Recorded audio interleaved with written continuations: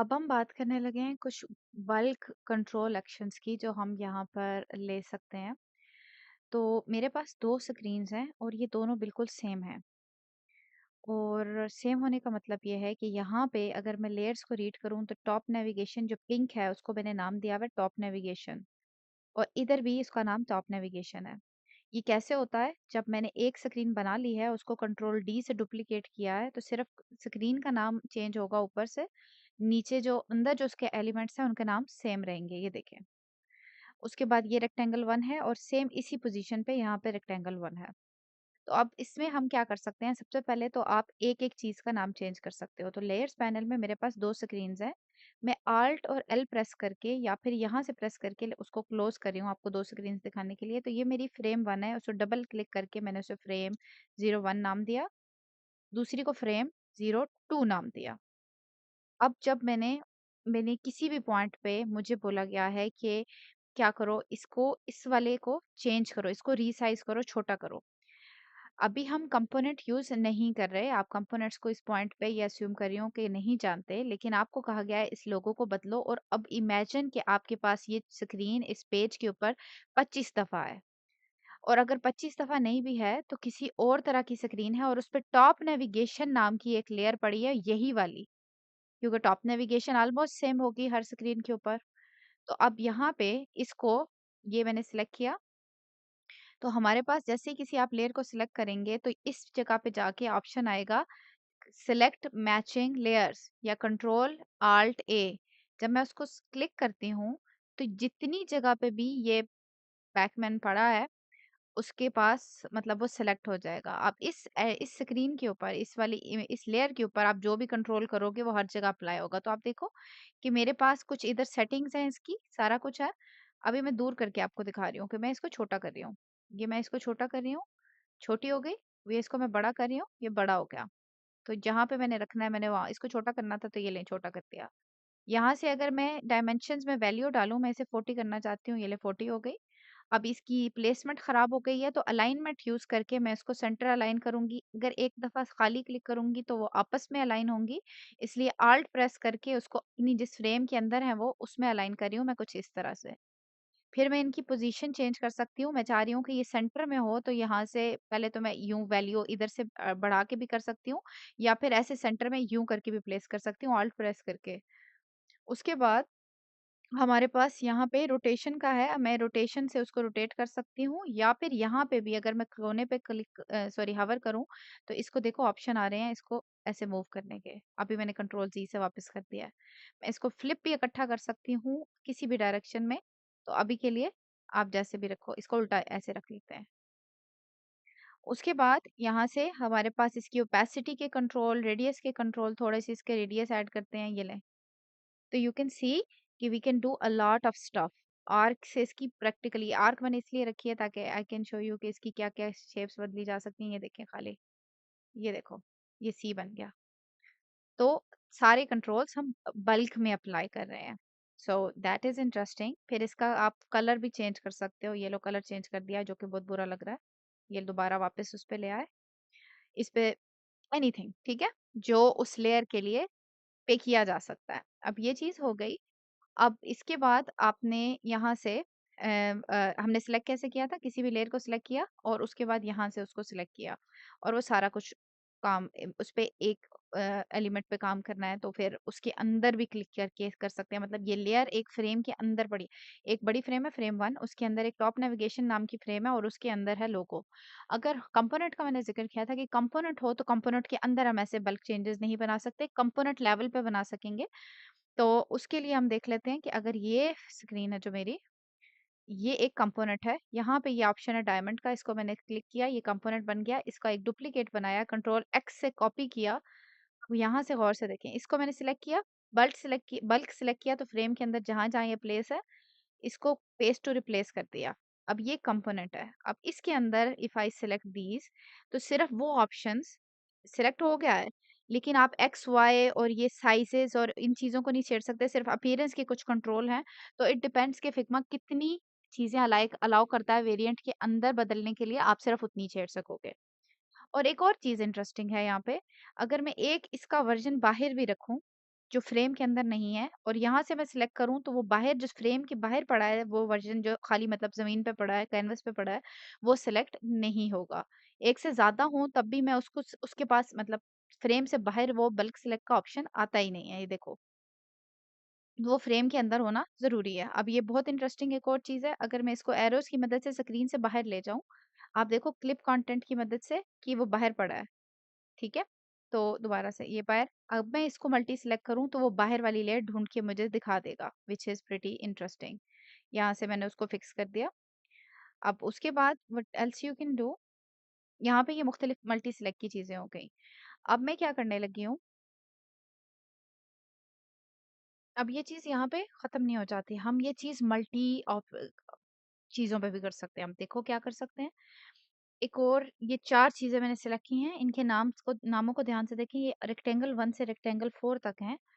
जब मैं इधर से जाके बल्क सेलेक्ट करती हूँ, इसका सेलेक्ट मैचिंग लेयर पे क्लिक करती हूँ, तो दूसरी स्क्रीन पे उसके साथ की सारी मैच हो जगह होके सिलेक्ट हो गई हैं, व्हिच इज़ प्रीटी ऑसम। अभी तक हम लेयर्स के कंट्रोल देख रहे हैं, ऑफ कोर्स ये सारी चीज़ें आप हैंडल कर सकोगे, इसके साइज़ बदल सकोगे एंड एवरीथिंग। अब टेक्स्ट की लेयर को देखते हैं, तो कहीं टेक्स्ट पे आप किसी ऐसी सिचुएशन पे हैं जहाँ पे आपने इसको मतलब चेंज करना है, कि मेरे पास ये बटन है, ये हेडिंग दी है मैंने पेज की, और आई गॉट अ फीडबैक कि ये इस हेडिंग चेंज करनी है। तो let's select this, make sure करना है कि इधर इसका लेयर का नाम सेम है। माई डैशबोर्ड अभी लिखा हुआ है, हम वो भी देखते हैं। अब एक ऑप्शन डिफरेंट आ रहा है, कहता है जब हम टेक्स्ट को सिलेक्ट करेंगे तो कहेगा इसको मल्टी एडिट करो। तो एडिट करते हैं, यहाँ पे एडिटिंग शुरू हो जाएगी। हम इसे बुलाना चाहते हैं माई होम, तो वो दोनों जगह पे एडिटिंग अपडेट हो गई। अब इसके ऊपर आप इसी तरह सेलेक्ट करते हुए इसके ऊपर हेडिंग अप्लाई कर दो, तो ये दोनों के ऊपर अप्लाई होगी क्योंकि ये दोनों सिलेक्टेड थी। ठीक है, अब अगर मैं इस लेयर पे जाऊं माई होम पे, और यहाँ पे इसको नाम बदल के एडिट पे टेक्स्ट लिख दूं, लेयर का नाम चेंज कर दिया है, लिखा हुआ माई होम है लेकिन टेक्स्ट का जो लेयर का नाम है, ठीक है, इस लेयर का नाम है, इसमें अंदर का कंटेंट नहीं। तो यहाँ पे मैं जब माई होम पे जाके मल्टी करती हूँ तो उसने सिलेक्ट कर लिया, which is smart. Okay, I did not know that happened. लेकिन अगर मैं इसमें जाके करूँ, ये रेक्टेंगल 1 है और ये रेक्टेंगल 1 है, इस वाली रेक्टेंगल को मैं रेक्टेंगल 6 कर रही हूँ। अब मैं इसको मल्टी सिलेक्ट करूँ तो ये सिलेक्ट नहीं करेगी। Okay, nice, nice. फिग्मा अब कंटेंट को देख रहा है, व्हिच इज़ प्रीटी ऑसम। लेकिन इधर से इस तरह की शेप्स जो हैं, उसमें वो देख रहा है अभी भी स्टिल नाम को। इंटरेस्टिंग। अब आपने क्या करना है कि आपने इन चारों लेयर्स को रीनेम करना है। एक और बल्क कंट्रोल जो हमारे पास होता है, वो ये है कि आपने इनको रीनेम करना है। तो मेरे पास ऑप्शंस क्या हैं? मैं एक से ज़्यादा लेयर्स को सिलेक्ट करूँ, और यहाँ से मेरे पास ऑप्शन आता है, सॉरी इधर क्लिक करना है, इधर, तो रीनेम का ऑप्शन आता है, या फिर आप सीधा कंट्रोल आर प्रेस करो तो एक मॉडल ओपन हो जाएगा। हमने एक एक लेयर को तो डबल क्लिक करके एडिट करना सीखा है नाम उसका। अभी यहाँ पे मेरे पास कुछ ऑप्शंस हैं रीनेम करने के। तो हमारे पास यहाँ पे रीनेम का ऑप्शन है दूसरे नंबर पे। इसमें आप जो वर्ड लिखोगे वो तीनों का नाम बन जाएगा। तो यहाँ पे मैं लिख रही हूँ किरण, और रीनेम पे क्लिक कर रही हूँ, तो ये चारों लेयर्स का नाम किरण हो गया है। कंट्रोल जी से मैंने वापस किया, कंट्रोल आर से मैंने वो वापस लाया मॉडल। यहाँ पे मैच का ऑप्शन है कि ये सारों में आपने कुछ मैच करना है, तो वो ऐड करो। तो आप इधर से नामों का देखो क्या सीन है, रेक्टेंगल सब में लिखा हुआ है, तो मैं चाहती हूँ, मैं टाइप करना शुरू करूंगी। यहाँ प्रीव्यू में मुझे नाम भी नजर आ रहे हैं, तो जो चीज में मैचिंग रखना चाहती हूँ, रेक मैंने वो लिखा, तो वो इधर से माइनस करता चला जा रहा है। मैं चाह रही हूँ रेक्टेंगल सेम लिखा जाए, रेक्टेंगल, और ये जो नंबर्स हैं ये बाकी बचे हैं। उसके बाद आके रिप्लेस में मैं लिख रही हूँ कि यहाँ पे लिखो किरण। तो आप देखते हैं कि ये क्या बना रहा है। Hmm, I definitely did something wrong. Okay, one important point कि यहाँ पे रेक्टेंगल 1 2 3 4 लिखा हुआ है हर एक के साथ। जब मैं इसको रीनेम कर रही हूँ, मैं चाहती हूँ रेक्टेंगल की जगह पे, सब में रेक्टेंगल लिखा है, रेक्टेंगल की जगह पे ट्रायंगल हो, तो मैं यहाँ पे लिखूंगी रेक्टेंगल, वो सेम स्पेलिंग, वो उसने माइनस कर दी, मैच में जो चीज लिखोगे वो माइनस कर दी। अब मैं यहाँ इसको ट्रायंगल बोलना चाह रही हूँ, तो ये ट्रायंगल ऐड किया, बीच में स्पेस ऐड की, उसने 1 2 3 4 अभी भी रखा हुआ है, and now I can do the renaming. उसके अलावा दोबारा ला रही हूँ, कंट्रोल आर से ये वापस, इसमें भी ये मुझे कहता है कि अभी करंट नेम रखना है, उसके आगे आपने कोई चीज़ ऐड करनी है तो करो। तो करंट नेम जब मैंने ऐड किया तो इसने एक ये डॉलर साइन और एंड का डाल दिया एज अ फार्मूला। आगे अब आपने क्या लिखना है, आगे मैं लिखती हूँ हैप्पी। तो ये देखो जो भी नाम लिखा हुआ है वो उसके आगे हैप्पी लगा देगा। आप इसके आगे स्लैशेस डाल सकते हो। आइकन्स को रीनेम करने में ये बहुत हेल्पफुल होता है कि सबके शुरू में आइकन्स लिखो और आगे उसका अपना नाम लिख दो। तो हम यहाँ पे फिर ये कैसे करेंगे, आइकन स्लैश और आगे करंट नेम। तो जो भी नाम उनका अपना है वो लिख देंगे, आइकन्स शब्द के शुरू में लग जाएगा। तो ये सुफिक्स या प्रीफिक्स ऐड करने के लिए आप ऐसे यूज कर सकते हो। जब मैं इसे अपडेट करूंगी तो आप देखोगे कि यहाँ पे आइकन स्लैश ट्रायंगल के सबके अपने अपने नाम लिख दिए हैं। एक और दफा रीनेम करते हैं। इसके अंदर अगर आपको कोई चीज ऐसे लो कि मैं लिख रही हूँ ये हमटी, हमटी, और उसके बाद ये नंबर्स का ऑप्शन है। आप सब स्क्रीन्स का नाम सेम रखना चाहते हो या सब चीज़ों का किसी भी चीज़ का नाम सेम रखना चाहते हो, लेकिन उसके आगे 1 2 3 ऐड करना चाहते हो, तो ये मैंने 1 2 3 ऐड की।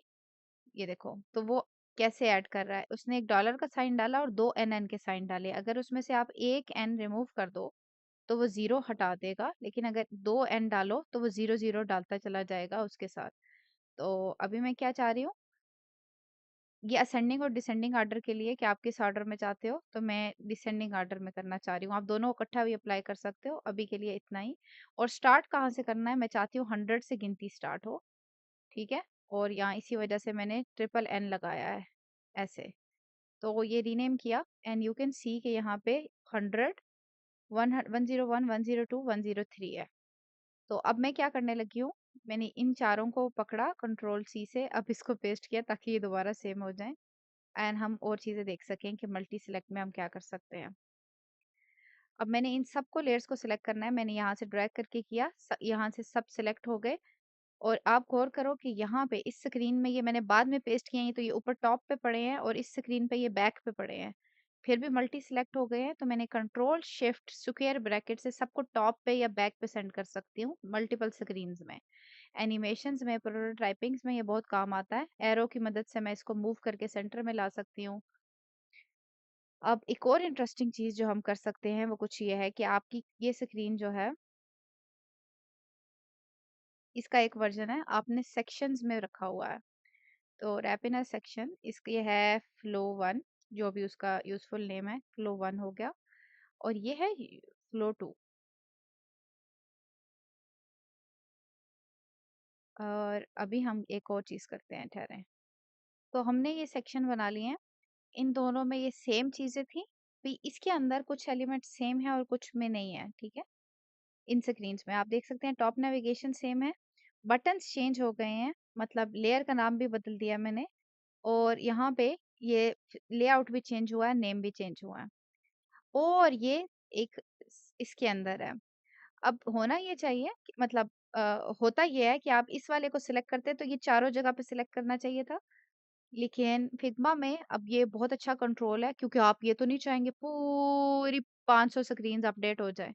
तो जो सेक्शन के अंदर है सिर्फ वो वहां से अपडेट होगा। तो इस सेक्शन के अंदर ये दो हैं तो सिर्फ वो दोनों मल्टी सिलेक्ट में अपडेट होंगे, विच इज वेरी सेफ।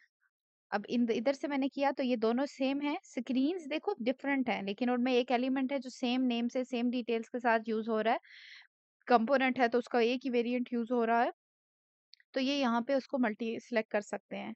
यहाँ से ये नाम है, अब इधर नाम ये अपडेट नहीं होगा क्योंकि इन दोनों का नाम ही डिफरेंट है, ठीक है। तो जो एलिमेंट सिर्फ मैच होते हैं सिर्फ वही अपडेट करेंगे इसके अंदर। तो it's a very safe way to handle these things. और that's pretty much it on bulk editing.